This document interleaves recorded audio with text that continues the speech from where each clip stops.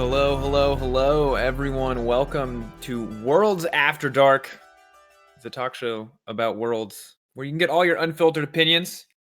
It's going to be a bunch of people chilling. It's going to be a bunch of people talking out. And we're going to be talking about worlds. I'm Drakos, joined alongside my co-host Frosk, as always. And in between us, in the mom-dad sandwich, is none other than Jake Spawn Tabiri, joining us to provide the OPL and international perspective. So first off, welcome, Spawn.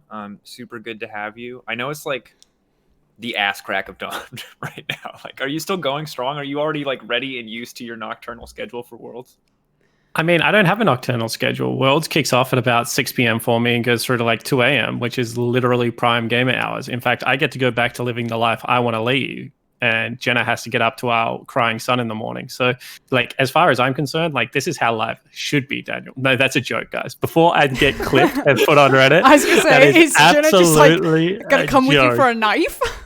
I'm never going to wake up ever again, chat. This is the last time you'll ever see me. If you do put this out as a memoir to everyone, follow Spawn Lol. I have less followers than both these people. That's true. It's actually, you're criminally underfollowed. Yeah. So at SpawnLaw, at Daniel Drakos, at Froskurinn, if you guys want to follow us. If you want to support this product, you can, of course, follow any one of us on any social media platform, but especially you can subscribe to Froskurinn. I'm Frosk. You're on the channel now, so you know what's up. Frost, that's my sellout for you. That was very interesting. Do we have any primers in the chat? That's The VOD will be going up onto YouTube, guys. I believe Drakos will be in charge of that one. So if it is the ass crack of dawn and you really just can't make it, don't worry. You will get another shot at this one. The best part is it's called Worlds After Dark, but the only person who's actually after dark at this point is Spawn, whereas it's like the middle of the day for us. It's like early morning for NA. Yeah, After Dark, 4:47. Really, really edgy. Moving on. Can I also just jump onto one point? Because it's a little bit of a tilting me. And like, please. You guys said that this is my platform to say whatever I want to, like more than the normal 50 people that tune into my stream, right? So here we go, chat. Come on this wild ride with me. But why in League of Legends, like, because this is the only place this ever happens. Why in League of Legends do we only consider the current place that a person casts to be their root of knowledge? You introduced me, Drakos, and I'm looking at Froskurinn right now. You introduced me, Drakos, as the OPL representative, right? Yeah. But I was trying to explain to people in chat, I've been casting like IWCQ for the last 6 years. I cast the LPL for 3 years. I've gone for the LCK caster role twice. And I follow the LCK really religiously. I own a bunch of TSM and TL merch, which Frosk, who lived with me, would be able to attest. As we know, qualifies you as an analyst of those teams. As that is factually correct. North America, true. Yes. Yeah, no, but like, what I was going to say is like, I actually love North American League of Legends. Like, I watch a shit ton of North American League of Legends. One of my favorite memories is I used to get up in the morning with Jasper and turn on the LCS and watch LCS with my son from when he was like 6 months old. So like, why like? It's kind of crazy to me that like we don't consider like analysts in the sport. Like, you only know stuff about your region. And like, if I want to have an opinion on an LCK player, like if my name isn't Papa Smithy, Montecristo, LS, like all the great casters, and I'm not saying those casters are bad, by the way, they're all very smart people, but like, why can't we just all have opinions on stuff? Well, I think that there's kind of like a two-pronged issue here. The first one that I'm just going to address and just say very bluntly is that while you named a bunch of really great analysts, there are other voices in our scene that are not as well equipped or educated and frankly are really lazy when it comes to preparing. Like, don't get me wrong.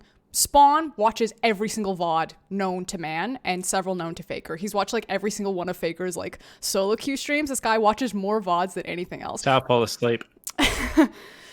But some people don't, and I think that's where a lot of the issue is that some voices that get magnified don't necessarily have the expertise of what they're talking about, and then that's where problems come into. And I think that's why people affiliate like regional roots and ties to like specific analysts, and then if they don't see a region represented, that's because in the past that region has been poorly represented. But you know, I agree with you. Like, the perspective is that Drakos is like American, no matter the fact that he's been casting in Europe for his entire casting career. But when it comes to needing a European voice somewhere, suddenly Drakos doesn't qualify. Yeah, I mean, I guess what I'm trying to say, Drakos, is every time I come on a show subsequently that you ever introduce ever again, if you do not call me Spawn, the smartest man you have ever met about League of Legends, I'm just fucking off straight away. Like, I refuse to answer any subsequent questions. I'm just gone. I'm out. Spawn, the smartest man I've ever met about exclusively the OPL. and North American League of Legends. And North American League of Legends, alongside his son Jasper, who will also function as an NA expert at the age of, what, 4? Also, can I just say that chat is already so confused. They're like, wait, is he serious? And this happens every time I cast. Like, no one can chat, I'm tell not Australian serious. sarcasm. He doesn't have to say that, chat. Daniel and I, it turns out Daniel and I have known each other for a really long time, and we're good friends. And when he laughs, it's not out of fear. It's out of genuine affection. Shut up, Medic. I know that I don't hate you. Like, I'm already tilted. This is my quick opinion on this before we talk more about the day, is that I think that, like, because everyone consumes content usually in such like bite-sized quantities, your credibility is the biggest thing, and people's credibility is built like either slowly over time or just by being the same face that you see over and over again, right? So like, I think Vedius is a great analyst, right? And if Vedius tells me something about the LPL or the LCK, I'm inclined to listen. But because Vedius isn't the LPL or LCK analyst, people aren't going to give him that benefit of the doubt. When he says anything about the LEC, Vedius can make some dumbass shit up about the LEC. But because he has that LEC credibility, and he doesn't, but he could, but because he has that LEC credibility, people would just believe it. And I think that's just like, it's this double-edged sword where, like, once you have that credibility, people will give you the benefit of the doubt on anything. But like, getting there is so difficult because it has to be built up over pretty much 30-second Twitch clips, like over just mass amounts of time. Because no one is going to sit there, like, or the average person isn't going to sit there and listen to every single word you say during cast and evaluate it and like critically think about your arguments to decide whether or not you're qualified to talk about the region that you're talking about. That's kind of what gets me. It's Honestly, like the sheer quantity of work that we put out, and maybe like 2% of it is ever just, probably less than 2%. Like, think of the amount of hours that we put into just casting and being on screen, but you make, you know, one wrong comment at the wrong time and that clip will live on forever. And then 20 seconds of your, you know, 16 hours that you made that day, that's what ships. As it should. I actually think I'm on the flip side of casters here, and like, and like the people in chat know like Frosk and Drakos know I'm being serious about this as well. Crucify me as much as you want. I got the thickest skin of the industry. I like, any impressions are good impressions, baby. If you want to at me right now just to tell me I suck, at SpawnLaw. Like, I honestly, you're really my chasing sponsors those say followers. that. You're like, I have revenue to make. I need to make a certain Correct. number. I will let you talk as much shit to me as you would like, but please just give me the follow. Yeah, but like, any publicity is good publicity. I don't ever want someone to see me and be like, that guy's pretty vanilla ice cream. I want people to either be like, I really like Spawn, or I really hate Spawn. I never want like the vanilla ice cream effect. So have an opinion at least. How long till you get an OnlyFans and we get to see you just be an absolute masochist? You could literally do an OnlyFans where literally you just send like asshole-ish message to like people. You just they like open it up and you're like, cruel messages. Go eat cereal, motherfucker, and like. Wow, that was tame and also not tame. Congrats. A tame message in an aggressive tone. I like that. That's my new shtick. All right. Drink some fucking water. Anyway, we're here to talk about Worlds plans. Day one obviously just wrapped up, and I think you said it on cooldown. I'm just going to echo it here, Spawn. I don't know how you feel, Froskurinn, but this was, I think, one of the best days of plans we've ever seen. In terms of what? In terms of like entertainment and excitement, I would say like upsets. We saw crazy games. Yes. We saw crazy picks. If you want to talk about game quality, that's a different discussion and not one that I really want to have at this particular moment. But if you want to talk about exciting, then hell yeah, this was a total banger. I think that there was like very polarizing, and that I was trying to Spawn before the show started. I felt like we had a couple of like really good games that I like was not expecting the game quality to be this high, because historically it sometimes isn't, most of the time isn't. And then, you know, there were some real shit shows, but yes, all of it was very entertaining. I was thoroughly entertained watching play-ins today. And do you know, the thing from me is like, I actually think this is one of the first play-ins where I've seen an equal amount of like really great macro plays, and then an equal amount of really good hands plays, and then some clangers. So like, we kind of had the perfect trifecta of what makes entertaining League of Legends. Because if you have too many great macro plays, the game's boring and slow. And if you have too many good fingers plays, like macro just goes out the window and individual skill like accounts for too much. And then without the clangers, we're not sure whether they're humans or whether this is just a script being followed really well. So I do feel like this is how people want League of Legends. And I know that Ender was on it about the balance team, but can I just say the game is in a beautiful spot right now as a spectator. Like, if I take my like hat off about like, you know, flawless control mages and stuff like that, I really enjoy the meta right now. I think that it's a good spot.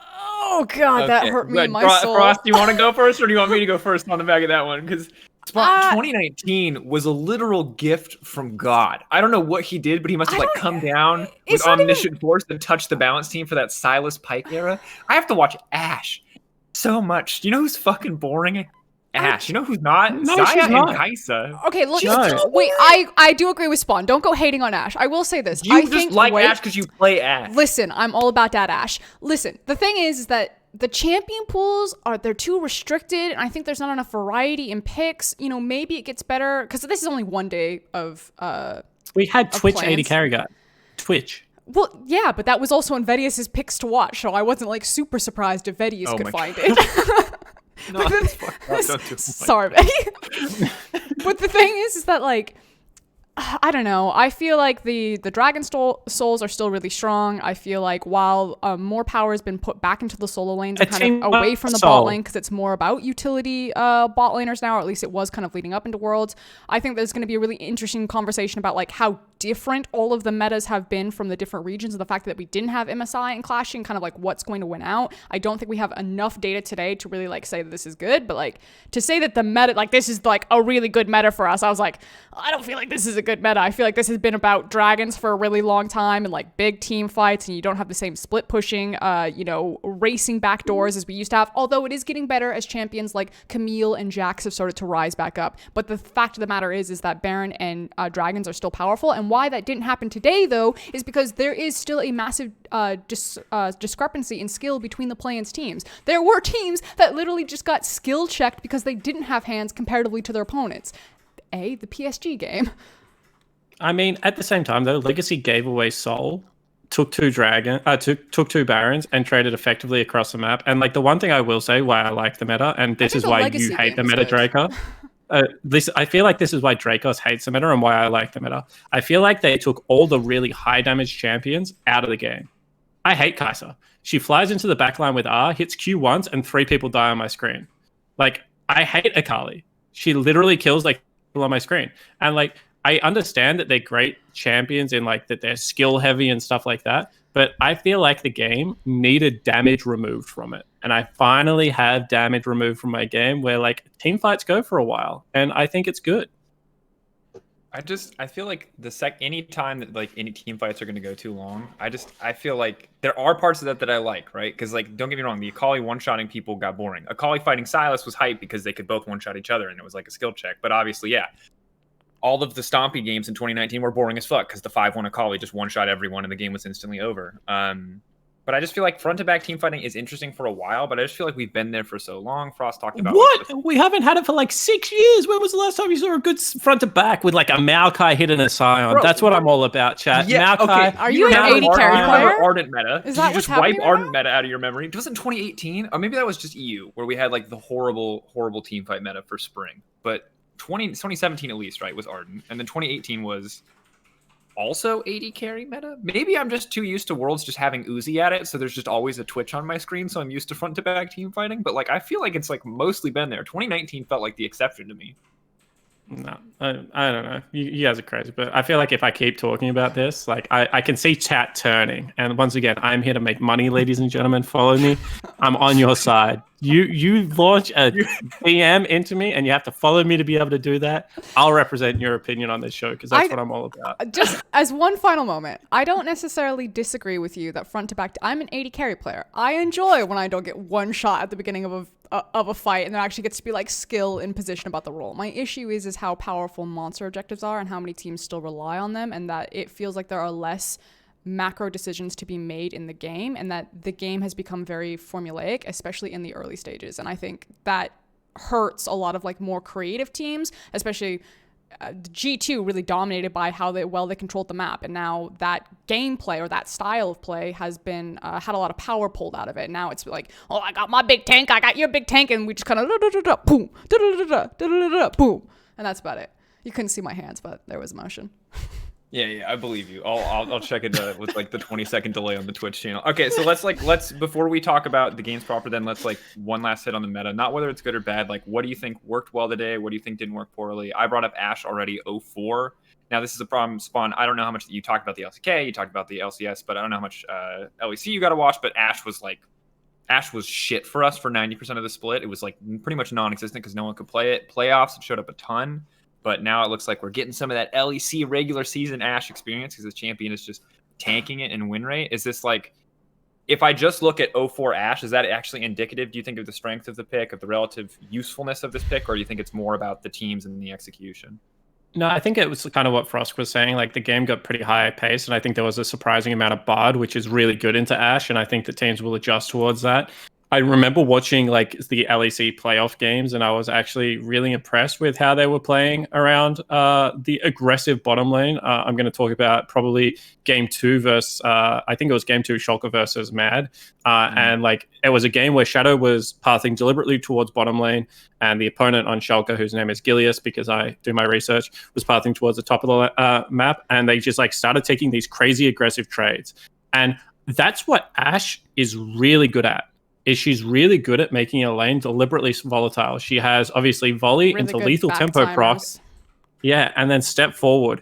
And as Frost said, if you take a poor one, you just go back and buy a longsword. Or you go back and you buy a cull, like depending on what the lane state is in the matchup. So I feel like people kind of hate on Ashe for the wrong reason. I feel like Ashe is kind of like a Caitlyn, but her utility marks her trough. And what I mean by that is she's really oppressive early laning phase. Then she gets her arrow and it makes her great. And then she kind of has a Blade of the Ruined King spike, but it's not as much damage as people think. And then like once she gets Hurricane IE or Zilla item IE, she does like a shit ton of damage again in team fights. But I think that she's a super useful champion at making early game lanes volatile, especially when paired with the right supports. We actually saw it, the whole of LEC players, as you were talking about. We saw it a bunch in OPL as well. We saw FBI like beat down on double lift in a couple of best of fives as well, playing the reverse side of that matchup. So I'm a big Ashe fan. I did not think we saw the best Ashe gameplay today. We actually saw very little pathing towards bottom and bottom support, to be honest. I think PSG did it and they won 2 games, and TL did it against Mad. They won their game. So every now and again, pathing towards bottom when you have good matchups is important. Yeah, just to kind of like echo the sentiment and push a little deeper into it. I feel like, and it's hard to say because we've only got one game sample size, maybe 2, depending on how many times teams played today, but 2 max. But it almost felt like the team that opened up first in fights, like either through the arrow or through the Bard ultimate, like got the initial pick, like won the team fight.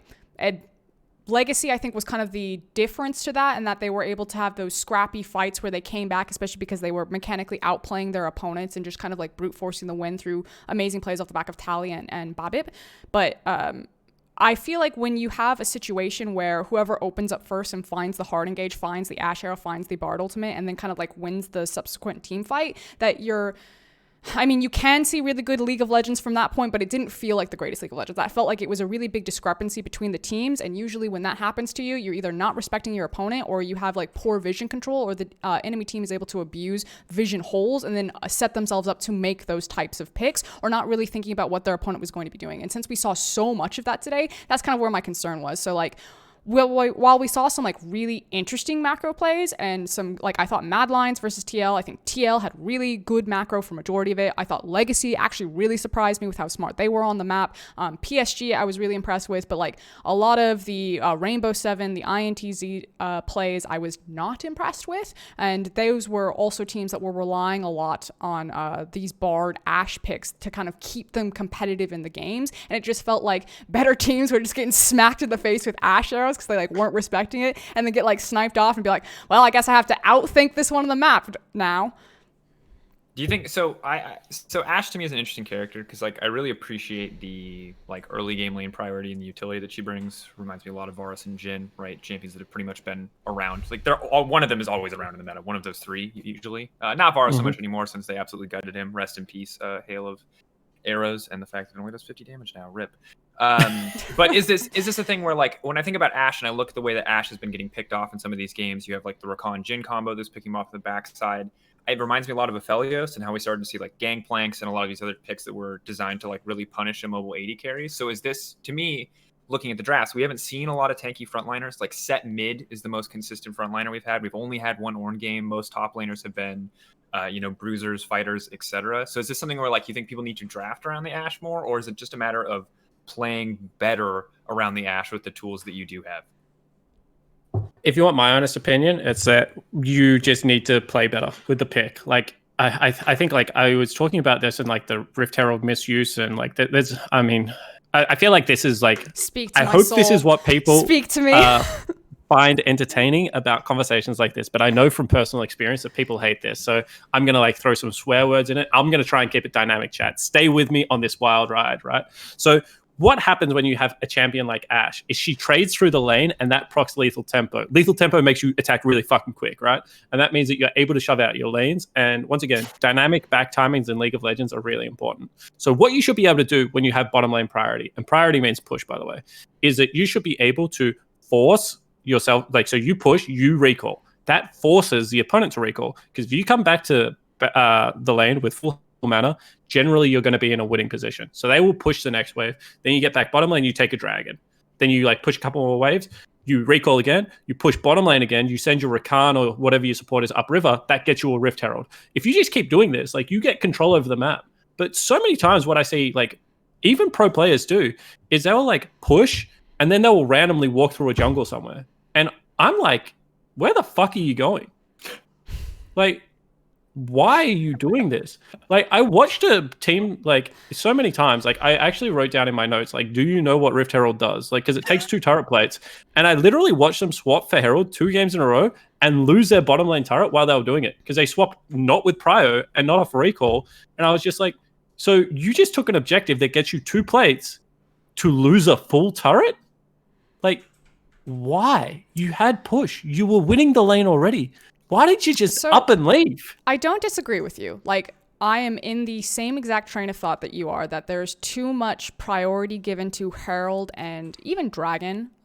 Obviously, like, if your composition, like, this is all context dependent on, like, if your composition really needs to have, like, an Elder Rush or something like that. Or, in the case of swapping for Herald, you know, have you lost out on the 2v2 and you need to get an early Herald swap because you need to get tempo, so you have, like, maybe you sack a wave. Like, Reckless will do this sometimes where he'll actually sack a wave to take a back, and then like they get numbers advantage elsewhere on the map, and then they use that to cheat tempo for something, either making like a pick or going for an early Herald swap. Like that I understand, but I do agree with you that when you have an Ashe, when you're like winning in hard lanes and you decide to pull your 80 carry basically from like a winning lane matchup where you're constantly having pressure there, and especially with like farming junglers right now, you guys have to think about this. If you have junglers who's like, it's most important to get early resets on your Krug, your Raptor camp, to have double control over Scuttle, because these junglers need to get through their first initial clears so they can either spike at building a Trinity Force if you're a Hecarim, or fucking like getting level 6 if you're an Evelynn and actually being a champion, then you don't want to waste fucking time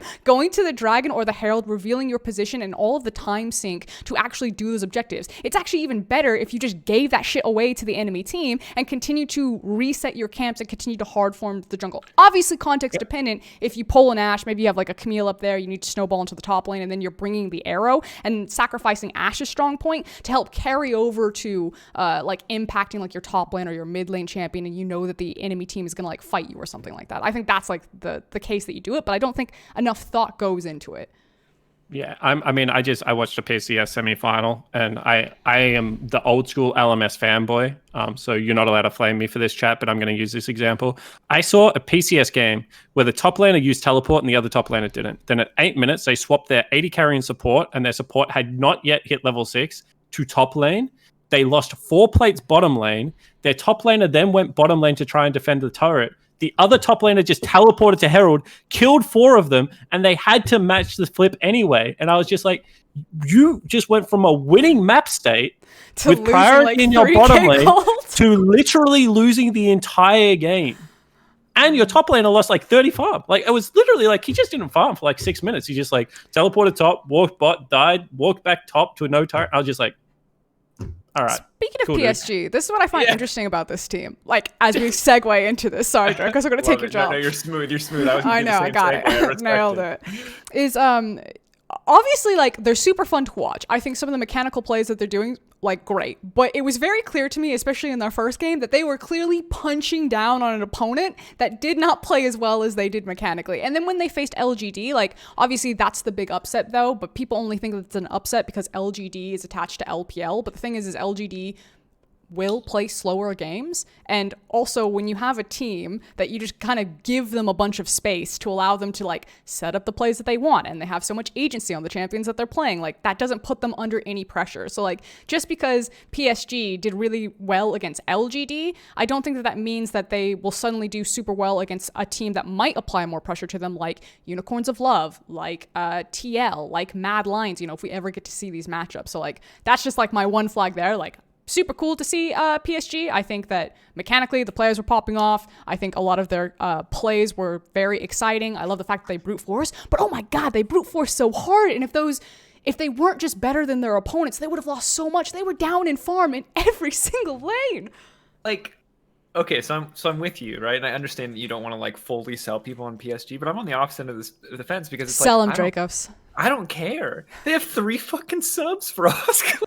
They're literally, we talked about it all day, they're literally a fucking Clash team, and they're basically the LMS though, like that's the like, thing. Whoever they beat, it doesn't matter if it's LEC, it doesn't matter if it's LCS, like LCK, whatever, like whoever they beat with this roster, it's like fucking free like it's the greatest news of all time. It feels like everything is an upset, and maybe that's like not doing them justice. And when I talked to Kai Wing, he did make it clear, like obviously the jungle mid synergy is still there, like D is really the only player that's like you know, not quite at the same level, or not quite coming in with like fresh competitive experience. So maybe I'm overvaluing or overestimating how much of a difference this substitute situation is going to make. But like, keep this roster for Worlds, baby. Like, let's keep running it. Like, this is so hype. Like, imagine that they knock out like one of the favorites and go through. Because like, obviously on paper they have a higher seed because they're second seed from PC or you know whatever. But like, imagine that they actually go through and they take someone else out with a sub roster. That's like the most baller fucking story of all time. Like, we'll bring that up every year from now until forever for Worlds. So I'm all aboard the PCS hype train. Hey guys, down to flex. It's honestly good because like obviously Drakos is a play-by-play caster. You've never had the honor of coaching a team, but when you get a team for the first 3 weeks, it's honestly like bliss. Like, you know, your top laner gets doved, goes 0-6 in a game, and everyone's like, don't worry, bro, I got you. Great team fighting later on in the game. Like, your 80 carry, like, randomly gets caught on mid lane. It's like, don't worry, bro, like, you won't make that mistake again. After you've been doing these things for, like, 12 months, people are like, would you just get your shit together and stop being so trash? But, like, they're in honeymoon phase, baby. And they're so much enjoying their thing. And I think it's going to be, like, the perfect amount of time where like Kongyu right now is jumping into bottom lane and taking double kills away from like the 80 carry, and everyone's like, oh, don't worry about it, you're carrying. But like after like, you know, maybe a week, that's going to start getting old, and then the boys come back, you know, the OG boys that they qualified for Worlds with, they get second honeymoon, they make semifinals. I'm calling it. PSG Talon. This is maybe right. The next TPA. All right. Oh no. After last year, what we've learned is that like winning Worlds is entirely marriage themed. It's either about getting married in the case of Doinby or the honeymoon buff in the case of PSG. It's literally just like marriage is the name of the game, folks. If you're not high enough in Challenger, it's because you're not married or you don't have a honeymoon buff. Like that's what's holding you back, friends. I'm sorry. You gotta have to work on that one. I want the storyline and the miracle and the honeymoon. Like, I am all ready to, like, get in that car and drive away off into the sunset. But I just feel like, you know, especially in the case against Rainbow 7 hard forced 2 dives. Echo picked up a kill and then picked up the entire wave on the next dive. He was like, oh, yeah, I guess while I'm here, I'm just going to farm all these minions. He had the highest gold in the game and then just started smurfing on kids. So I feel like that was Rainbow 7 making some mistakes, PSG then punishing the mistakes, and again, in the case of LGD, really wonky meta read, and LGD literally did nothing. They like passively watched themselves lose the game. They're like, oh yeah, I guess we're not gonna do anything here. What's actually fucking nuts, right? And so this format is not my favorite format, but obviously with like teams dropping out, we're doing the best that we can. But remember, if you get first seed, you just auto go through. That's it. Now I could just auto go through to the groups. They're already 2-0. That's half their games. They only play 4 games. It's a single round robin. So like, even if they look like absolute bananas for the rest of it, because they 2-0'd on day 1, like if they can just like scrape a win off of UOL, they're like basically in. I mean, obviously, like someone else can go 3-1-2. LGD could turn it around, but then who owns the head-to-head for us? And I don't know if that's how tiebreaker rules. I'm just assuming head-to-head is very logical. But like we're in a world where like PSG could be a hot mess. You're right. Like this could just be what we see from them from the rest of the tournament, and it could still be enough to make it to main stage. So I don't know. I'm on the hype train. I'm on the hype train. Even if it is, yes, a hot mess. I'm ready for more of it. Also, just really quickly, because I have seen that we've gone up like 700 viewers. That's my Twitter underneath my camera. Please hit me up with a follow. Wait, this one. I'm looking at you, Karthik Zeus in chat. Like you're typing an awful lot. Haven't seen a follow come yet. I respect that you're shameless, dude. Like I think that's really what. I respect the hustle. I see some people typing in chat being like, "LGD didn't do nothing. They team fought," and I'm like, "What?" That team is normally like a slower LPL team, like comparatively. That's why Kramer is like such a huge, massive part for them. Like their AD carry gets to just like chill and do a shit ton of damage. But like Shea really didn't build up a massive CS lead like he should into that matchup. I think he played the first 3 waves actually like really well. But then as soon as Orianna actually had mana and blue buff, suddenly the matchup went like completely wrong. And then like Peanut's like farming in jungle, not really doing anything. They just kind of sat in lane phase. And I'm just like, I see. They're going with the end of summer meta into this play-in stage and losing to PSG. This doesn't bode well for every other team that wants to try to run Lilia. It's... Oh, I've lost the webcam. It's coming back. Frosk, how worried are we? I guess both.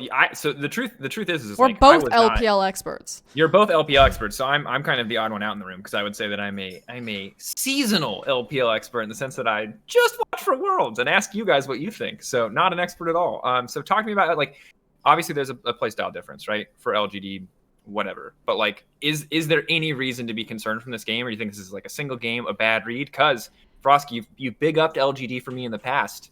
It's a similar story for you there, Mr. Fawn. Fuck off. We'll never forget that was 2015. him. That was him. All of the beer that we drank in Belgium could not wipe away the pain of LGD and that. I still get blamed for that to this day when it was literally him. He was the LPL Worlds representative. It wasn't even me. I wasn't even on that Worlds. Verbatim quote, you were in my house. LGD are insane. They are. Macro genius. Guess what? He said it on broadcast, not me. Oh, that's true. Yeah, I mean, honestly, that's your sins. not one of my Fighter Worlds performances. However, that video of me getting every prediction wrong that was Dash's favorite moment is still like, I still dig that up like once every 3 months. It's just like, the heydays of League of Legends. I miss those times. Yeah, like, you know what? Trading like game playing for Mordekaiser on the Juggernaut patch, maybe not the smartest move that I've ever seen in League of Legends. But am I panicked about LGD? I don't think so. Like, I think that LPL is like, love them or hate them, they're kind of a coin flip region. And they've gotten better. So the coin has hit heads more often than not lately. But they play a ton of games. And I've always said this about the LPL.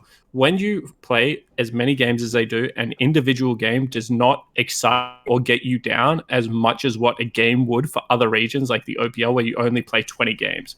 When you play like 150 games or whatever they play across their season, like a loss is not going to get in these players' heads. And they do have some veterans. So like I'm not worried about them. In saying that, that was a clanger. That was a clanger. Yeah, correct. That was a big clanger for us. That was, I've seen some pretty League of Legends, so I can spot the ugly ones. That was ugly. That wasn't great. So I got like, nothing. I can't.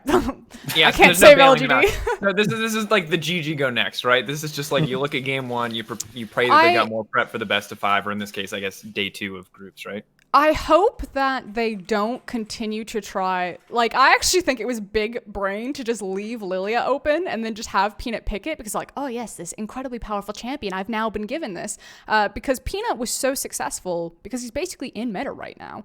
The Graves, the Kindred, the Nidalee, these champions have been popping off, and Peanut is so good at them. And not to say that he can't play Lilia. I'll have to see some more footage. I did also watch Peanut first time Ivern at an international event before, but it just didn't look great, and I also don't think it does very well for anyone's style right now. I would prefer to see the Nidalees start to come back. So that was banned away from him this time around. I hope that he doesn't pivot for these slower, more farming pace jungler. Like, I don't mind like a Nidalee or Graves, but they still have a lot of like skirmish potential in them. And of course, I mean, LGD play one game tomorrow versus Rainbow Seven, and then they have to play their final 2 games. UOL is the final game that they'll get. I'm personally really hyped for that matchup, but like, I don't know what to take from one game. I'm glad that it's not super conclusive because it kind of be boring if just PSG run them over. It's a hype storyline. If everyone runs them over, it's hilarious, but definitely takes away from the PSG hype train. And as you know, I'm all aboard the PSG hype train. Choo So choo. now it's time for the masochistic portion of the show. Spawn, you're going to sadly not love this one as much because it's not about you and your suffering that you, of course, can do. Well, he's a huge Team Twitter. Liquid fan. Of course he's going to love this. Wait, no, because Team Liquid did good. I'm Yeah. talking about Mad. We got to talk about Shadow. Oh, We got to okay, talk yeah. about speaking of first timing champions on stage, well, we saw both the first and second time it would appear that Shadow played Evelyn. Drakos, I have a theory, and we've talked about the Uh-huh. theory a couple of times on Euphoria. I think Shadow might be a one trick. Yes. I think there's, I'm not going to say conclusive evidence, but the correlation and causation, they're starting to line up. You know what I mean? Like, it's all starting to come together because So- the amount of times we had to watch that man not know the range of hate spike into the immediate flash alt to get out to safety on a target that would have otherwise been charmed was at least 5. And I feel like that's a 3 games on that champion. You know the range of that ability, unless you're like really trying to hit with just the finer edge of that hitbox. So In a more serious discussion, we did have concerns for Shadow going into the tournament because it felt like as soon as he lost Volley Bear after the nerfs came through, and then Trundle kind of fell away from the jungle patch, those were kind of like his 3 go-to. He's the Lee Sin, the Volley Bear, and the Trundle. And now that 2 of those champions have been removed, he found the Lilia in playoffs, and like, while he did have some pop-off games, I personally felt that his Lilia performance wasn't that insane, and it was more of a champion that could empower Shadow to do what Shadow kind of does really well, which is some of his creative pathing because of how quickly she moves through the jungle because of her clear speed. But like his physical mechanics on Lilia still left a lot to be desired. He gets over aggressive with his flashes, and I think with Lilia you have to be much more patient with it. Whereas sometimes, at least during the summer playoffs, like Shadow would like flash in like very quickly to try to get like initial burst damage and then not have any way to exit out of the fight and just kind of like instantly die with the champion.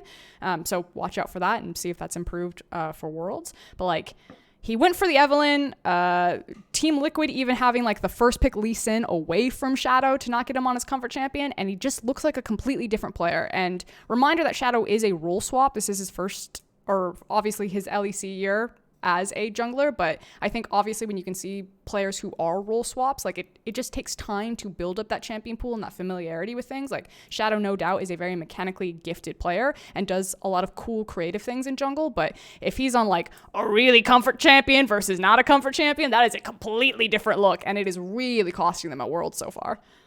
Yeah, and I guess I'll chime in here as like definitely not the LEC expert, because I always say this to people before I have an opinion. It is definitely the region I watch the least of. However, I did watch a lot of Mad because I actually wrote to Frosk and I said they're a team that intrigues me a lot. She gave me a great rundown, and then I watched a bunch of games, right? So Was my what I rundown found out... accurate? Yeah, I think it was pretty good, right? But what I found out about Mad is that they are a team that does not have a spectacular early game, right? If you look at all their stats, they're like pretty much a 500 early game team. And if you finish like second in regular split or whatever, and then you can come fourth, like you should have a pretty good early game. Like your numbers should look good in nearly every category, right? But they're a little bit negative on gold. They're a little bit positive on turrets. Like it's a little bit fluctuating.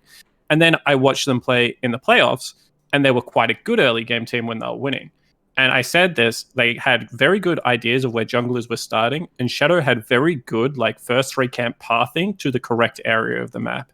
And sometimes for people that are either rookies or kind of new to the world stage, or like you just need to get something rolling to like unlock how they play League of Legends, I thought he actually wasn't set up for success in his first path to the area of the map he needed to go to. He did steal a couple of camps away in the games that I was watching, but I will say that in the playoff games where I thought he was popping off on things like Lilia and Lee Sin, he was actually getting like first clear ganks very consistently.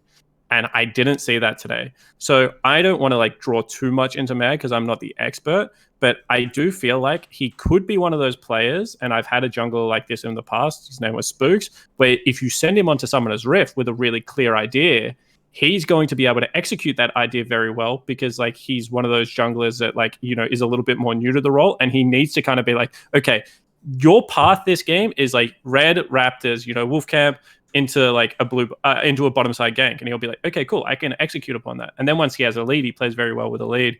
Without that lead, I just didn't see it today. He was kind of frozen on the map. Like, I'm going to be honest. Like, you guys are talking about his clangers he had. After he made those clangers, to me, he just did nothing. Like, it was all humanoid looking for like weird flanks and like angles to be able to get back into the map. Humanoid was trying to like 1v5 today. Yeah, humanoid was legit the GOAT. When that first gank came into mid lane where he like absorbed pressure from 2 people, froze the wave, walked back to lane and just continued to shit on that guy. That was some flawless John Wick reload action. The man did not break a sweat. He just came back and continued. But if I think about Shadow's moments that I thought were impressive, it was like when they were losing that team fight and he like flashed in on Lilia and got like the 4-man like hit into sleep into like just absolutely blow up carry like in the bottom side jungle. And like I just want to say that like rookies perform well when they have no fear, and I think we saw that out of like PSG, to go back to that narrative. I think we saw a little bit of fear out of Mad today. I don't want to call it over just yet, but I think there was some like hesitation in that gameplay. And it's always like the hardest part to talk about, and people will use it as like an excuse and a throwaway. But obviously, I think Ender made the really good point on the cast itself, is that Mad Lions basically came up in kind of like the online era of LEC.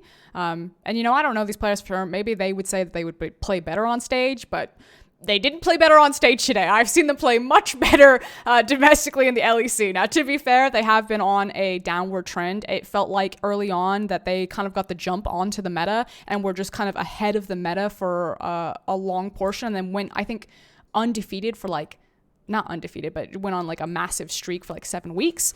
And then fell down, 7 games, and then fell down, and the meta came up, it got more stale. They no longer had the same drafting buff that they used to have, where they just knew kind of what the overpowered champions were. I have faith in the coaching staff of Mad Lions, especially for how well Peter Dunn does know a lot of these emerging region teams. I know that they talked about it on the cast. Obviously, he used to work with INTZ, and so like prep should really be there, but I don't know. I felt like that draft against TL was, in my opinion, a real big problem. I looked at it with Vedius and we had a conversation where we were like, there's no way they're ever going to have kill pressure on Twitch if that Evelynn and that Camille aren't huge. And people be like, oh yeah, but you know, they have the long range Leona stun. You have the Syndra burst damage. You can dive back with Camille and try to flank with Evelynn. But if Camille and Evelynn never have kill pressure on the Twitch, then you actually can't reach him with Syndra or Ashe. Then you have to fight front to back, and you don't actually have a tank because you have a Camille top lane,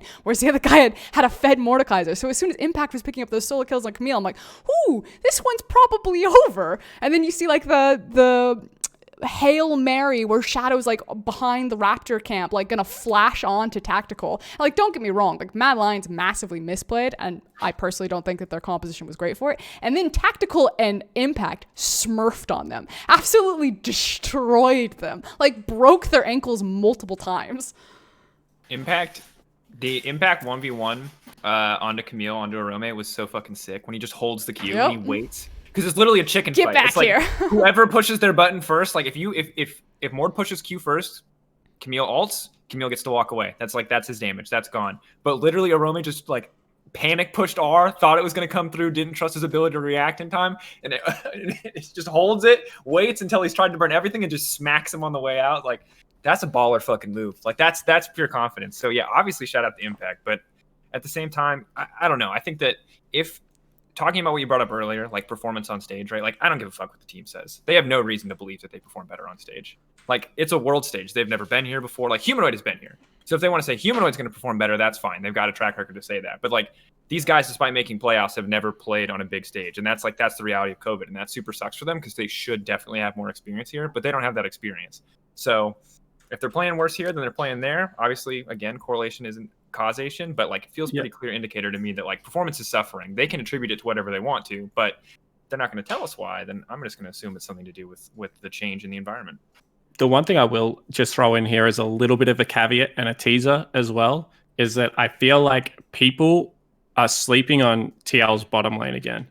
And I know, like, crazy thought, but maybe the guy that won the world championship that is now teaching a really mechanically skilled rookie how to play the game could be good. Not saying they are good. I'm just saying, like, I'm going to throw a guess out there and say they could have the potential to be a good bottom lane. A lot of what I saw out of Mad playing well was through their bottom lane. But here's my thing. Like, I don't disagree with you at all. But now I kind of want to, like, push you to, like, put a placement on it. Because, like, I don't think I've heard anyone be like, oh, yes, Tactical and CoreJJ, they suck. Like, everyone's like, CoreJJ and Tactical are really good. And now we're like, oh, wow, they're really, really good. But, like, out of all of the bot lanes, because there's always a conversation of, like, who's the best bot lane that's at Worlds? And people will be like, Ruler. Or they'll say, like, Jackie Love. Where would you put... Yeah, I'm digging you into a grave right now. This is the Reddit clip. Where's Tactical and CoreJJ? I think that CoreJJ is the best player in play-ins without a shadow of a doubt in my mind. That's not hard. Yeah, I mean, but like that's all he has to play against right now. Played really well. Like I think that's not like a completely uncontested contest. Yeah, I think like I mean Tally's in there and Babip. Like there are a bunch of good players in play-ins, right, guys? So shut the fuck up. If you don't want me to introduce you as the OPL expert, then take your fucking OPL hat off, dude. It's not my fault. You wear the fucking hat and then you wonder why I introduce you. Yeah, no, but I think like okay, so where are they in the world? I would actually have to write out the bottom lanes. Like I think like there's a bunch of like LPL bottom lanes that are better than them, obviously. I think like a Deft Carrier on their good days like have areas of the game they play better than what they do. But like I mean if I was gonna like I think is it a bold statement to say CoreJJ is a top 10 player in the world? I don't think so. I think CoreJJ is a top 10 player in the world. Wait, let me and think. I think, yeah, I don't know. That feels like too much. Just start naming really good players. Saying he's top 20. I mean, just like even at Worlds, even then it still feels bold. But like in the world, Rookie, the Shy are two that aren't here. That wait, at Worlds or in the world? No, at Worlds. Like so of players at Worlds. No, Knight, Chovy. This is no particular order. Showmaker, Humanoid, Noggery, Kaiser. See, I think Corsa, Kanavi. Hylissang. Yagao, Zoom. Hylissang or no, there's no way you break 10. Like, no, I'm going to say he's top 10. There are some people in there that you throw in there that I think he's better than. Wonder, Kaiser, Bjergsen. I'll start listing all the Western ones. I think he's better than Wonder. I think he's better than Kaiser. I think he's better than Bjergsen. Like, I think, like, I could make a good case that he's top 10. Like, everyone, like, I don't know. Like, this is a guy that swapped 80 carries this year. Like, very hard to do. Like, he's playing with a very underperforming jungler. I think like, people that haven't actually been within an ecosystem, like, if you don't know how much a jungler means to a support player until you have a terrible support or jungler, like actually playing with a good player. And like, I'm a big Broxah fan, but I think like Brox has had a pretty bad year. And like, this is a team that led like, I know that North America isn't considered like the best region. This is like, you know, they're definitively the 4th best region in the world in my eyes. But he led them to a first in regular season, which is still tough to do. Like, I think he's a good player. No one's doubting that. I think the only thing is we get into like the nitty gritty of top 10, then it starts to become contested. I think he's great. He is a world-class support. That is. Where did ESPN have him? ESPN's a credible source. I will say that every time I watch TL, I am always saying, "Damn, CoreJJ though." So CoreJJ, baby, who can he put on his back?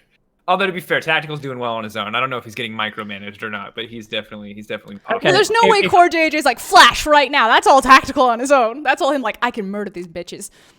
You never know. I mean, I also like I value like soft skills a lot more, I think. So like if you just go through ESPNs, and obviously this list got memed to shithouse, right? So like they had Knight, Chovy, Showmaker, all 3 of those players are better than him. Zoom, Frost knows how much I love Zoom. Zoom's probably better than him right now.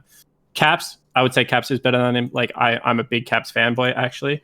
Jackie Love, this is where I'm starting to get into questionable territory. Like Jackie Love absolutely turned around the roster. People get really upset about that one. Yeah, I know. I because like the thing is like he had an effect where he came onto a team and then started carrying that team, right? And like there was an immediate upgrade like when he joined. So there's a big thing. But do you know who else did that? CoreJJ.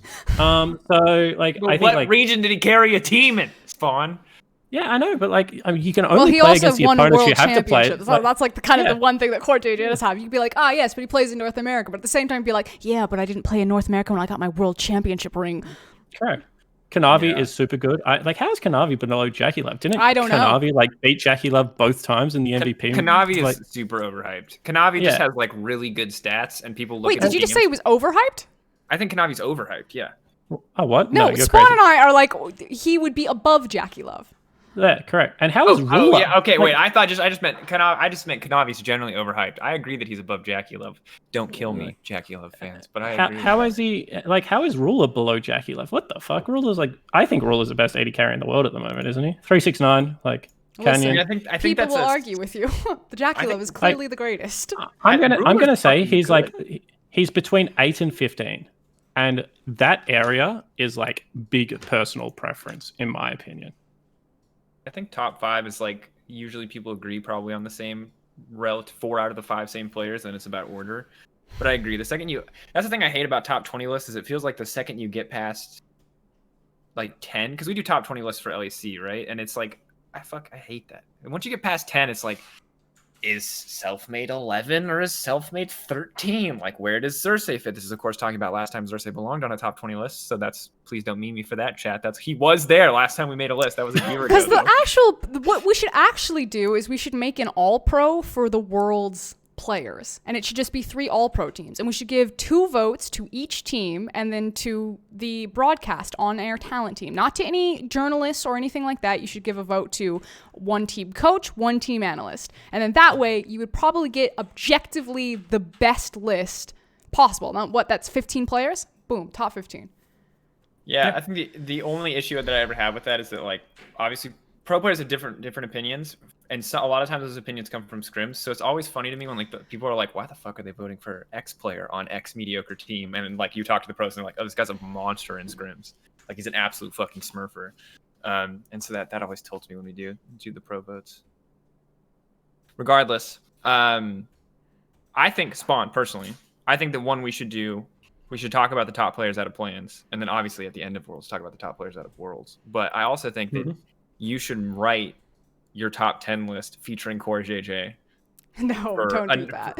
No, and then we'll fight you, right? And we could easily get 30 minutes of content of us just suggesting Spawn, other players. if you do think that like any publicity is good publicity, you should absolutely write that list. Well, I mean, the last time I did my top 20 list, I hate to break it to you, was in the infamous year that you guys are talking about, I believe. Or maybe it was the year after. Maybe it was 2016, after like everything had gone to shit. And it had like a guy called Clearlove in there. I don't know that player. Who is that? Oh. Is that the pretty man who drew from the balls on the stage? Is that who that celebrity was? That's correct. Yeah, correct. But like, I mean, I guess like my overall point is like, people are going to argue about supports. Like, I feel like if you show people mid laners lane against each other, most of the time, like the eye test is good enough. Like you can actually like look at a person and look at another person laning in the mid lane, and you'd be like, this person's better. Top lane, basically just like, Tinder. You're just like swiping on correct. the laners. Literally, does the profile look good? Like, fuck the personality, fuck the file character bio. When Nogari takes Look at kleptomancy. CS. When Nogari takes kleptomancy support item in every matchup and beats you by 50 CS without stats or a keystone mastery, it's really easy to be like, hey, Nogari is better than the other player that he just put in a 50 CS hole without stats or a keystone, right? So like, but I think like I would have to have a podcast, not this one, where I would probably lose Twitter followers to go into how supports like match up. And I don't want to do that, chat. So head over to @SpawnLow on Twitter and make sure you smash that follow button. Also subscribe to Frost's Twitch channel or wherever we are at the moment. Yeah, Frosk, I don't know if you're getting literally any subs, but like we should take a sub break at the end if anyone did sub or donate while we're here. And if you haven't already, prime check. Quick prime check. If you got it, do it. I see your Keck W's. Get those push that button. It's probably also September if that's still a thing. I don't know. I just used my prime sub. Anyway, continue. So I want to talk a little bit about tomorrow before we wrap up. Wait, do we have anything? We only shit on Mad. We didn't really talk about how good TL are, so I think we should give Spawn... We just talked about how we just...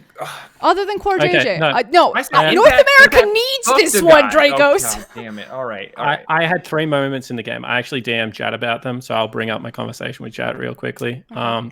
So I said you had 3 really good macro moments. Where are they? 8-minute Herald. They did the Herald correctly. I've already talked about that.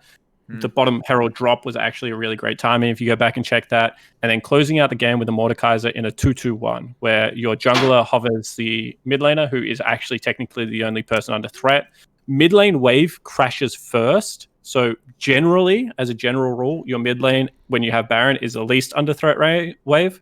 So like their Twitch and Rakan were not under threat. Then Mordekaiser has a big R button and he R'd the guy without a QSS at 35 minutes in the game. So good job, Impact. Drink that up, and just like yeah.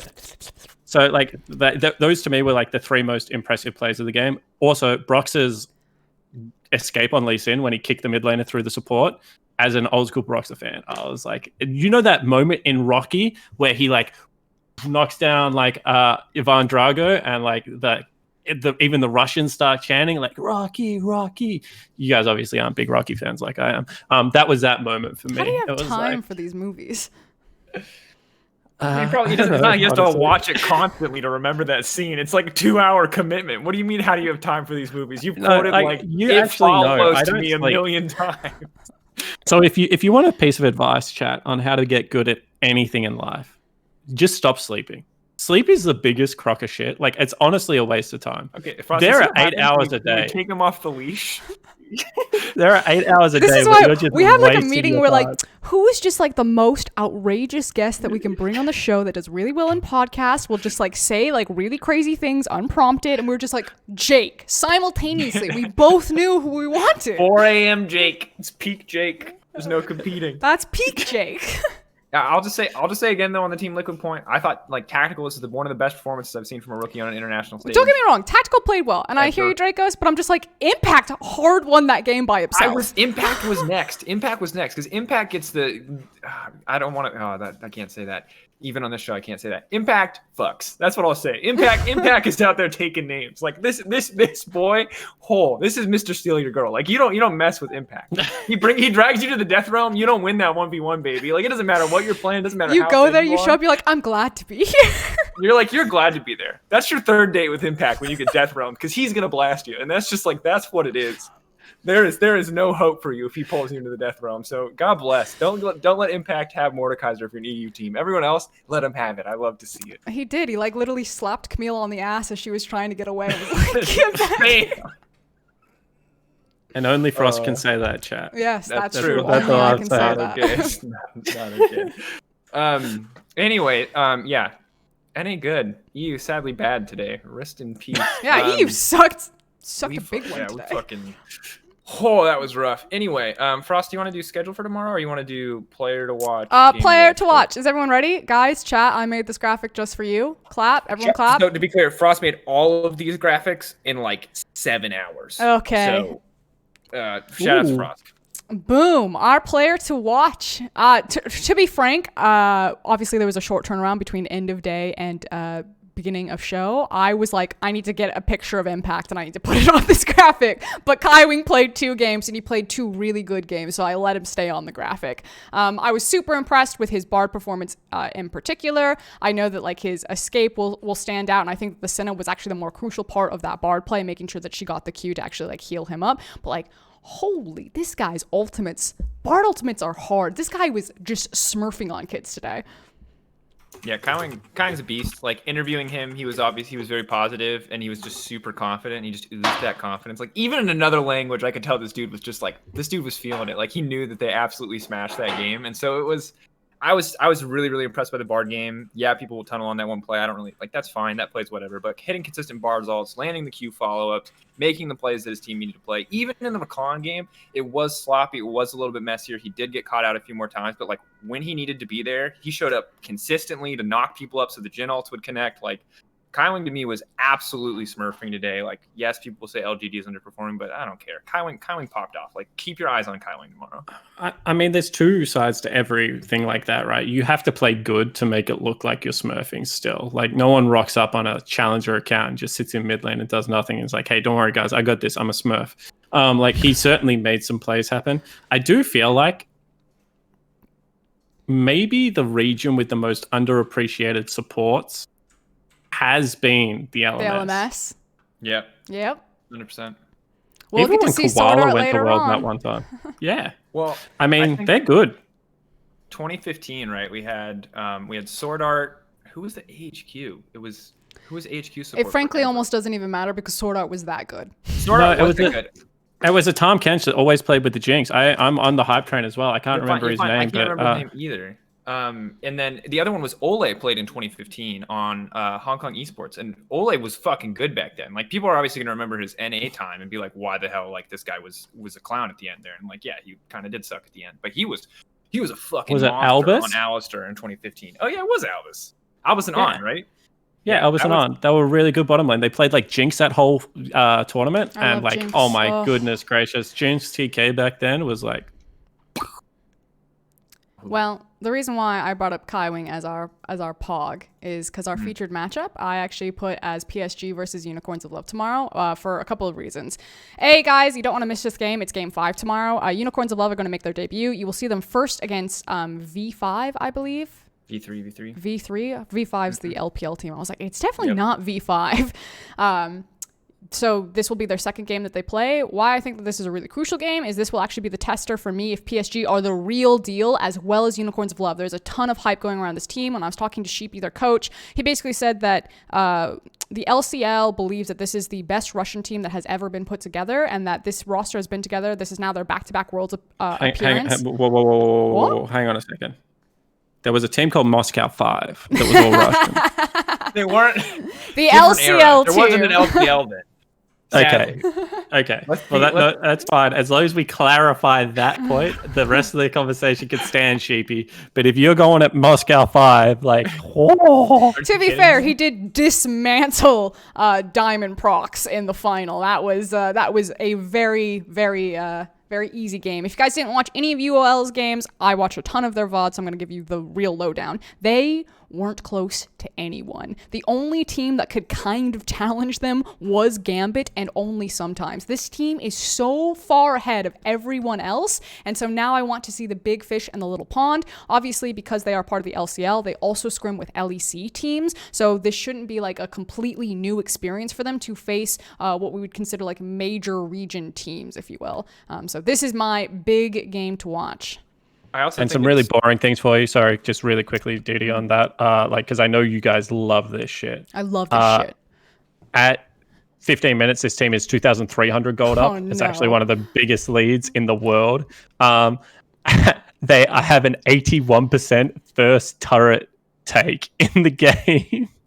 And at 15 minutes, they are like literally just insane in a turret differential. They take a turret and a half more than their opponents in the first 15 minutes of the game. This isn't like a slow, like calculated team. These guys are absolutely just fucking crazy. They know how to snowball really well because, again, there was such a massive skill difference between them and their opponents that they like when they smile at you, you can see it. Like they are down to clown sometimes and play with you. I will say though that analytically speaking, especially because we just highlighted Kaiwing and his incredible performance, their bot lane, Gadget, and Santas aren't very aggressive. They're more of like a stable defensive bot lane, and I don't know if that's necessarily just because that's how they're playing on this meta, because I know that they brought out like crazy picks last time we saw them at Worlds, but on this meta, they seem very like no one kind of touches with them. They don't necessarily have, or they didn't show that they were playing through bot lane. They were much more about Boss, Ananasik, and No-Mans, particularly using No-Mans to roam out of lane and then just create space for Ananasik. When talking with Sheepy, he said that Ananasik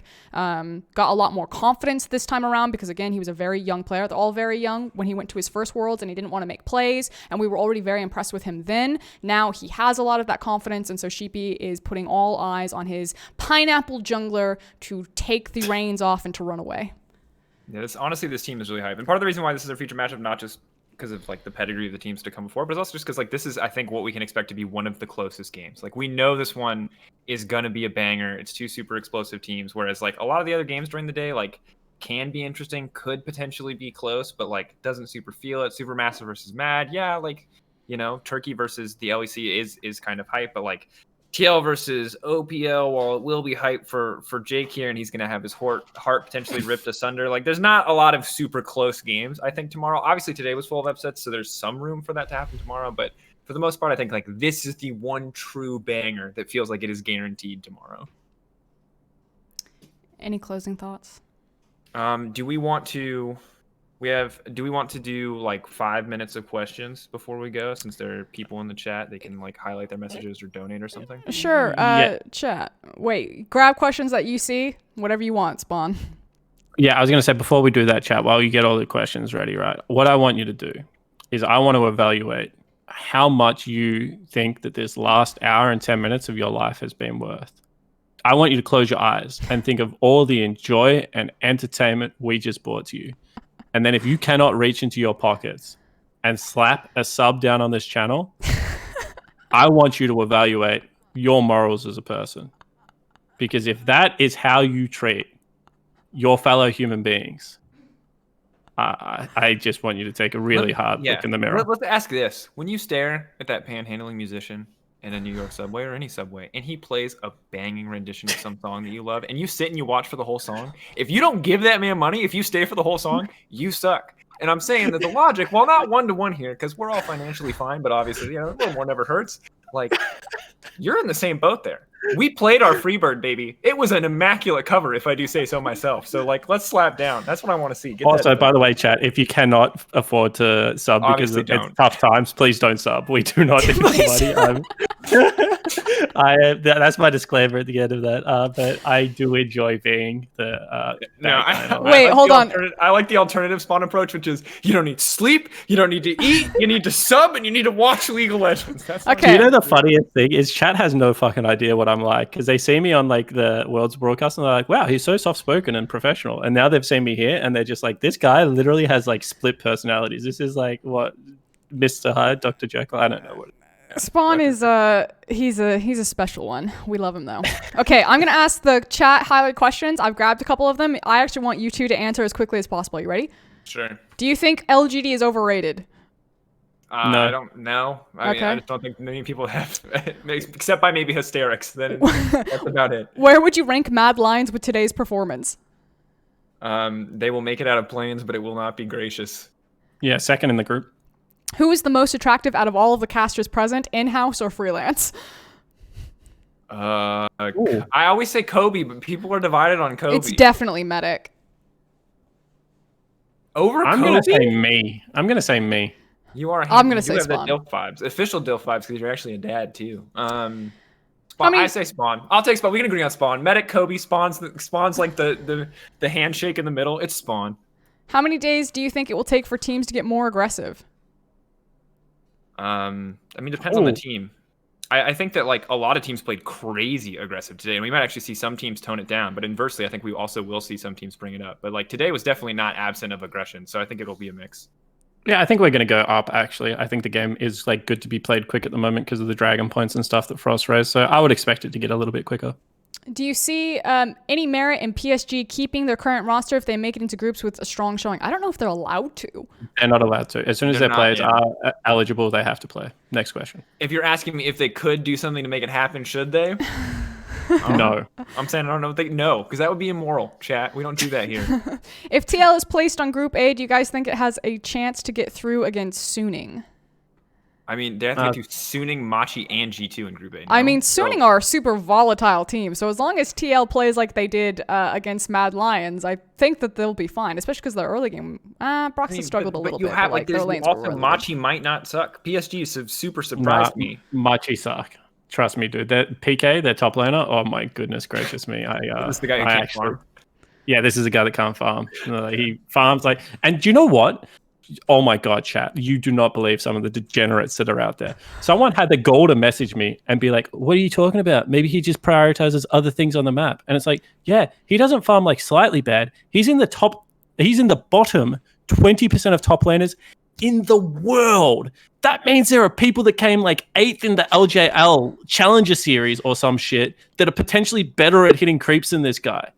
Like, he farms like I honestly think, you know, when you get a grade like based on your elo, like I think the game would accidentally like grade this guy against plat top laners with the rate that he farms. No. He's actually like, there's so many high elo players on whatever server he plays on that are literally like bumped up to S+ with like maybe 8 CS a minute. And they're like, how the fuck are we getting S+ with 8 CS a minute? It's because this guy's down here with 2, like just dragging it down. Dude, he's 6.8 CS a minute, I'm pretty sure.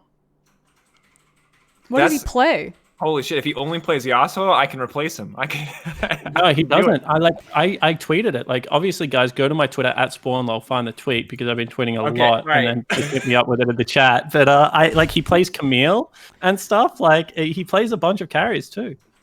Okay. And he had no Janna again because Janna is normally the breaker of that. And we wrap now. Yep, we can wrap. 2 more. Do you want 2 more? Are we No. good? Yeah, go. I want 2 more. Go, no, 2 more. Okay. I want 2 more. Two Keep more. going. Feed me. Muramana on Twitch? Question mark?